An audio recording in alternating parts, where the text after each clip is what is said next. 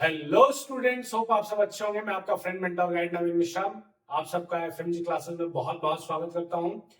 तो चलिए कंटिन्यू करते हुए हम class 11 chapter sequence and series के टॉपिक को आज हम कंटिन्यू करते हुए आज हम सीखेंगे ज्योमेट्रिक प्रोग्रेशन।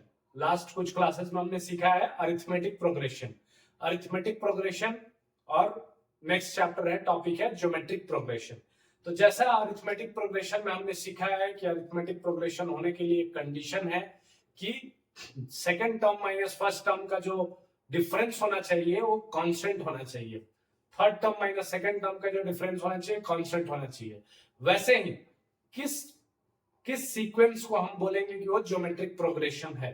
तो अगर second term divided by first term, देखिए यहां पे क्या है, डिवीजन है, रेशियो है, सेकंड टर्म और फर्स्ट टर्म का रेशियो, थर्ड टर्म और सेकंड टर्म का ratio, fourth term by third term का रेशियो अगर कांस्टेंट आ रहा है तो उसको हम बोलते हैं कॉमन रेशियो। जैसे उसमें कॉमन डिफरेंस बोलते थे, यहां पे हम क्या बोलेंगे, कॉमन रेशियो।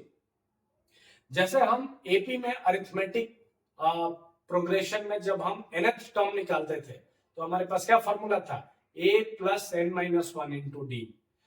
उसी तरह जब हम जीपी में ज्योमेट्रिक प्रोग्रेशन में जब हम nth टर्म निकालेंगे तो उसका फॉर्मूला क्या होगा, a into R to the power n minus one.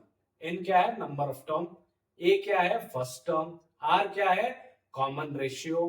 ठीक है, जैसे उसमें क्या था, कॉमन डिफरेंस था, यहाँ पे क्या है, कॉमन रेशियो होगा। ठीक है, जैसे वहां पे सम था, सम के लिए हमारे पास क्या फॉर्मूला था, n by two A plus N minus one into D. यहाँ पे ज्योमेट्रिक प्रोग्रेशन में सम के लिए क्या फॉर्मूला होगा, a into R to the power n minus one divided by R minus one. Similarly r क्या है, कॉमन रेशियो है। तो चलिए अब हम समझते हैं कि हम ज्योमेट्रिक प्रोग्रेशन किसे कहेंगे, कौन से ऐसे सीक्वेंस को हम ज्योमेट्रिक प्रोग्रेशन कहेंगे, ज्योमेट्रिक सीरीज कहेंगे। ठीक है, तो चलिए देखते हैं। यहाँ पे मान लीजिए अगर कोई भी 2, 4, 8, 16, 32, 64 वैसे डबल होते जाए तो देखिए यहाँ पे इसको हम क्या बोलेंगे, इसको हम बोलेंगे फर्स्ट टर्म और इसको हम डिनोट किससे करेंगे, स्मॉल ए से। ठीक है, दूसरा second term a2 by a1, मतलब ये हुआ आपका second term divided by first term 4 by 2, क्या आपको मिला 2। Third term by second term मतलब a3 बाई a2, a3 कितना है हमारे पास, 8 है, तो 8 बाई 4, यहां भी क्या हमें मिल गया 2। लाइकवाइज अगर हम a4 बाई a3 लिखें तो a4 कितना है 16 और a3 कितना है 8, तो यहाँ पे भी हमें 2 मिल रहा है। तो क्या आप देख रहे हैं कि जो टर्म का रेशियो है, नेक्स्ट टर्म डिवाइडेड बाय उसके जस्ट प्रीवियस टर्म, मतलब second term by first term, third term by second term, fourth term by third term, fifth term by fourth term, जो भी रेशियोज है वो क्या आ रहा है, कांस्टेंट। 2 क्या है, कांस्टेंट, 2 2 2 सब में 2 2 आ रहा है। इसका मतलब ये हुआ कि हमारे पास जो टर्म्स है उसका रेशियो जो है क्या है, कांस्टेंट। इसको हम क्या बोलेंगे, कॉमन रेशियो, RATIO। जैसे उस केस में हम क्या बोलते थे, second term minus first term, third term minus second term. क्या इस सीक्वेंस को आपको देख के लग रहा है कि ये अरिथमेटिक प्रोग्रेशन में है, एपी में है? तो देखिए second term minus first term 4 minus 2 क्या होगा 2, third term minus second term 8 minus 4 क्या होगा 4। तो पहला में 2 आया, नेक्स्ट में 4 आया, नेक्स्ट में 8 आएगा। तो क्या आपको कॉमन डिफरेंस मिल रहा है, a2 minus a1 same as a3 minus a2? नहीं। तो आपको चेक कर लेना है कि पहले ये सीक्वेंस जो गिवन है वो एपी में है कि जीपी में है, अरिथमेटिक प्रोग्रेशन में है कि ज्योमेट्रिक प्रोग्रेशन में। अरिथमेटिक प्रोग्रेशन में हो तब उसे हम बोलेंगे जब कॉमन डिफरेंस सेम रहेगा, ज्योमेट्रिक प्रोग्रेशन में तब हम उसे बोलेंगे जब हमारा कॉमन रेशियो सेम होगा। ठीक है, अब जैसे हम nth टर्म निकालते थे उसमें एपी में nth टर्म जैसा हम निकालते थे, वैसे अगर जीपी में हमें nth टर्म पूछ दे, nth टर्म, तो इसके लिए हमारे पास क्या फॉर्मूला है, इसके लिए हमारे पास फॉर्मूला है ARn-1, ARn 1। ये फॉर्मूला आप याद रखिए। जैसे हम ये जीपी में हो गया, एपी में हमारे पास क्या था nth टर्म का फॉर्मूला, nth टर्म का फॉर्मूला क्या था हमारे पास, a plus n minus one into D, n minus one D A. यहाँ पे भी a क्या है, फर्स्ट टर्म है, r क्या है, कॉमन रेशियो है, और n क्या है, नंबर ऑफ टर्म है, 1 क्या है, -1। लाइकवाइज यहाँ भी देखिए a plus n minus one into D, a first term, d क्या था, कॉमन डिफरेंस था। ठीक है, तो ये तो हो गया अभी आपका nth टर्म का।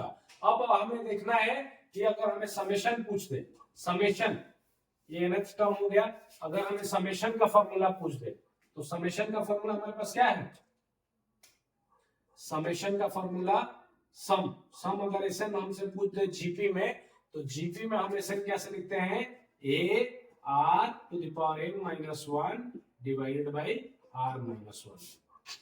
अच्छा, यहाँ पे अगर r, इफ, एक चीज ध्यान रखिए, इफ r ग्रेटर देन 1, अगर r 1 से बड़ा है, मतलब कॉमन रेशियो जो होगा अगर 1 से बड़ा है तो हम ये फॉर्मूला यूज करेंगे। अगर r 1 से छोटा है, इफ r लेस देन 1, तो अगर लेस देन 1 के केस में क्या हम लिख देंगे, सब कुछ सेम रहेगा, क्योंकि लेस देन 1 रहेगा, इसलिए हम क्या करेंगे, 1 minus R to the power n कर देंगे, डिवाइडेड बाई 1 माइनस आर कर देंगे। ठीक है, सब सेम रहेगा। क्यों हम करते हैं, क्योंकि देखिए r अगर 1 से छोटा है तो 1 में से हम माइनस करेंगे तो पॉजिटिव वैल्यू आएगा, नीचे भी 1 में से हम माइनस करेंगे तो पॉजिटिव वैल्यू आएगा। नहीं तो क्या हो जाएगा, कई बार अगर हम r to the power n minus one divided by r minus one कर देंगे, तो कई बार नीचे का जो वैल्यू आ जाएगा निगेटिव आ जाएगा और ऊपर का वैल्यू पॉजिटिव रह जाएगा। तो पॉजिटिव ऊपर और नीचे निगेटिव, तो ओवरऑल टर्म सम क्या हो जाएगा, निगेटिव हो जाएगा। तो जनरली ओवरऑल सम को निगेटिव ना करने के लिए हम क्या करेंगे, 1 minus R to the power n divided by 1 minus R कर देंगे। ठीक है, तो ये सम का फॉर्मूला हो गया। ठीक है, अब अगर हमसे बोला जाए कि कुछ 3 टर्म्स 5 टर्म्स जीपी में लिखिए, जीपी में 5 टर्म्स लिखिए, तो जैसे पहला टर्म मान लीजिए a हो गया, ठीक है, दूसरा टर्म इसमें a इंटू आर होता है, ठीक है, a इंटू आर, तीसरा टर्म a आर स्क्वायर, चौथा टर्म a आर क्यूब, पांचवा टर्म a आर 4। ठीक है, अगर इन्हीं सबको हम ऐड कर दे तो ये क्या हो जाता है, सीरीज बन जाता है। विदाउट एडिशन ये क्या था, सीक्वेंस था, जैसे ही हमने ऐड कर दिया क्या हो गया, सीरीज हो गया। और इसी को हम क्या बोलेंगे, ज्योमेट्रिक प्रोग्रेशन। तो ज्योमेट्रिक प्रोग्रेशन में पहला टर्म a से, कभी भी अगर आपको पहला टर्म मिल जाए और r मिल जाए, पहला टर्म मिल जाए और अगर कॉमन रेशियो मिल जाए और आपसे पूछा जाए 5 टर्म्स बताइए ज्योमेट्रिक प्रोग्रेशन का, 5 टर्म्स, तो आप क्या लिखेंगे, a मिल जाए मान लीजिए 1, सपोज a का वैल्यू अगर 1 मिल जाए और r का वैल्यू अगर 2 मिल गया, तो आप क्या करेंगे, पहला टर्म 1 हो जाएगा, पहला टर्म a1 ar क्या हो जाएगा, दूसरा टर्म क्या हो जाएगा a2 का वैल्यू क्या हो जाएगा ar, और ar मतलब 1 इंटू r का वैल्यू 2, फिर a3 क्या हो जाएगा ar स्क्वायर, मतलब 1 इंटू 2 का स्क्वायर, a4 क्या हो जाएगा ar cube, 1 into 2 to the power cube. अच्छा, ये आता कहां से, तो देखिए जो हमें nth टर्म का फॉर्मूला सीखा है, nth टर्म क्या होता है, nth टर्म का हमने फॉर्मूला क्या सीखा कि a r n minus one, a r n minus one. अगर हमसे थर्ड टर्म पूछ दे, a3 पूछ दे, तो हम क्या करेंगे, a r 3 minus one, n के जगह में क्या रखना है, 3 रखना है, तो हमारे पास क्या आ जाएगा a r स्क्वायर, तो वही हमने किया है। थर्ड टर्म हमारे पास क्या है, a r square. Fourth term अगर वही पूछ दे a4, तो हम क्या करेंगे a r 4 माइनस वन, मतलब a r क्यूब होगा। आप समझ रहे हैं, तो जब भी आपको पूछ दे कि 3 टर्म्स 5 टर्म्स बताएं और फर्स्ट टर्म और कॉमन रेशियो आपके पास अगर मिला हुआ है, तो a r square, a r cube, a r 4 वैसा करके आप निकाल सकते हैं। कई बार आपको क्या करना होता है कि 3 टर्म को ऐसा क्वेश्चन में दे देगा कि 3 टर्म बताएं, तो कई बार ऐसा क्वेश्चन ट्विस्टेड रहता है, उस केस में आप a बाई आर, a और a r 3 टर्म, पहला टर्म को a बाई आर ले लीजिए, दूसरा टर्म को a ले लीजिए, तीसरे टर्म को a r भी ले सकते हैं। चौथे टर्म को ए आर स्क्वायर, पांचवें टर्म को ए आर क्यूब भी ले सकते हैं।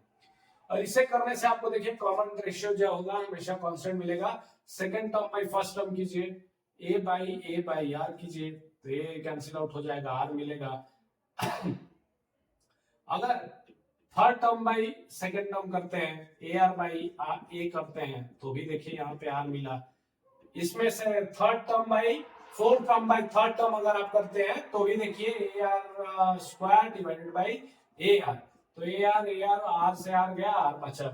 ठीक है, तो इस तरह आप क्या कर सकते हैं, इस तरह आप क्या कर सकते हैं कि कुछ term, first 5 term, first 10 term, first 8 terms, वैसा आप निकाल सकते हैं। फर्स्ट 3 टर्म्स भी कभी कभी rarest of the rare case में A by R, A into A R, वैसा हम लेते हैं। ठीक है, तो चलिए एक फाइनल हम कंक्लूजन इसमें करते हैं। अच्छा, इसके बाद एक ज्योमेट्रिक मीन होता है, तो nth टर्म सम ज्योमेट्रिक मीन। ज्योमेट्रिक मीन क्या होता है?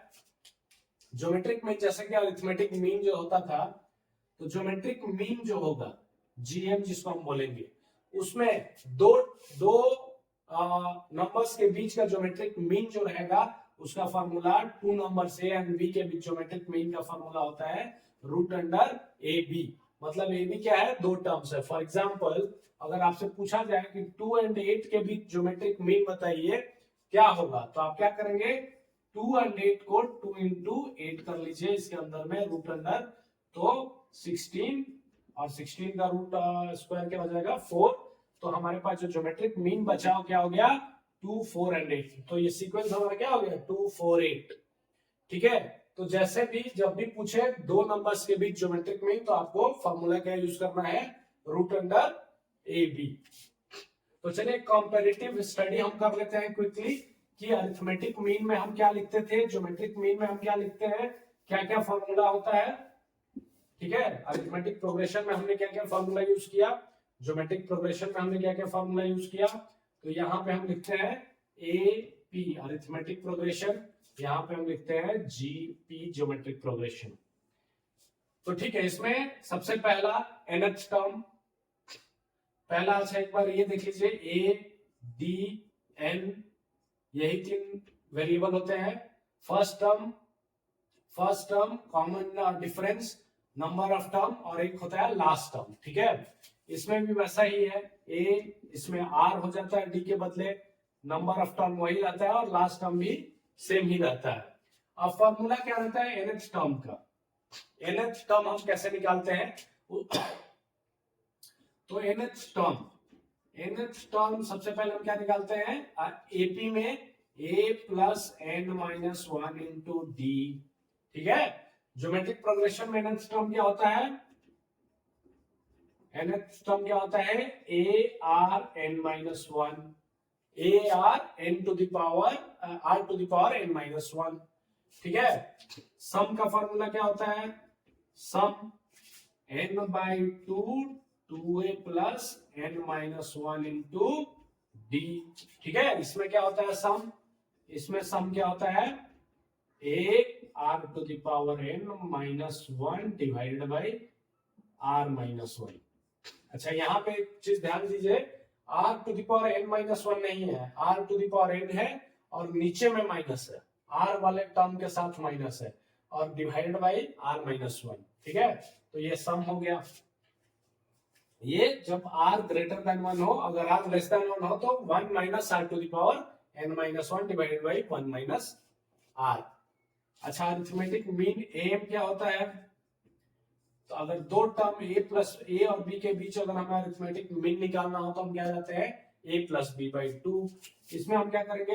ज्योमेट्रिक मीन में जीएम में root under A B, a into B. ठीक है, अगर हमें 5 टर्म बोल दे तो फर्स्ट 5 टर्म अगर हम निकालना है तो हम क्या लिखेंगे? पहला a, दूसरा टर्म a प्लस डी, तीसरा टर्म a प्लस 2d, चौथा टर्म a प्लस 3d, पांचवा term like that a plus 4d।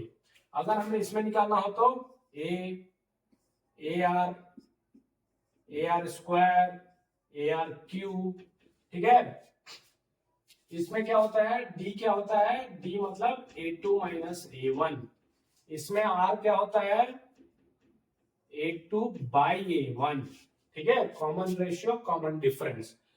तो इस तरह से इतने फॉर्मूले अगर आपको दिमाग में आपके रह रहा है तो आप आराम से अरिथमेटिक प्रोग्रेशन और ज्योमेट्रिक प्रोग्रेशन दोनों के क्वेश्चन आराम से आप सॉल्व कर सकते हैं। होप आप सबको ये कॉन्सेप्ट समझ में आया होगा। अब हम नेक्स्ट क्लास में इसके क्वेश्चंस करेंगे, एग्जांपल्स करेंगे, तो ज्यादा क्लैरिटी आएगी। Thank you so much.